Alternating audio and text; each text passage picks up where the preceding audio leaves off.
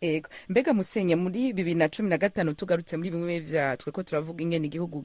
aho kigeze naho cavuye mu mvuru zo kwiyamiriza ikiringo ca gatatu c'umuhisi Petero Nkurunziza mwarumvikanye muvuga ko abarundi batarabaja ni naho havuye icivugo gifatwa nk'ica batavuga rumwe na leta y'u Burundi bavuga ngo sindumuja ubuja mwase kiriya gihe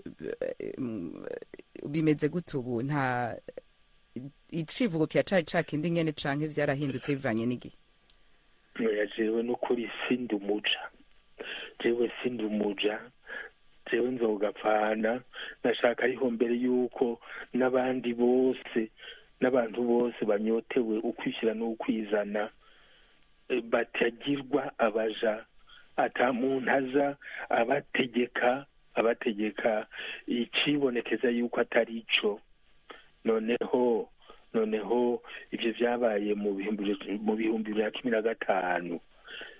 babishize imbere y'abandi bashinga ntahe atari ababa mu Burundi nk'uko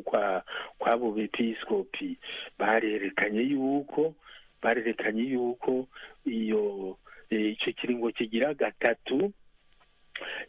nyene icubahiro nyakwigendera Perezida Nkurunziza yarondera atari kugishikira muri ubwo buryo. Nico gituma rero n'uno munsi nibwira yuko kitari gushikirwa muri ubwo buryo, naho yashoboye gutwara si ukuvuga yuko yatwaye afatiye ku ngingo itunganye. Eka ni naco gituma twebwe inama y'abepiskopi twaciye mbere dusokorora akarenge no mu matora yakurikiye, kuko nyene tutashaka kwishyira kw'iryo tonga ry'ikintu twabonye neza. Twahavuye tugira tuti si vyiza ko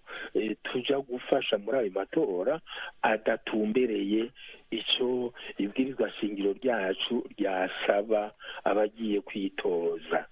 Niho rero nibwira ko n'uno munsi naho byashobotse bikamara ico gihe cyo kuvuga yuko byari mukuri, oya twese turazi yuko umuntu wese ashobora kwihenda, mugabo ako gatoyi keza kaje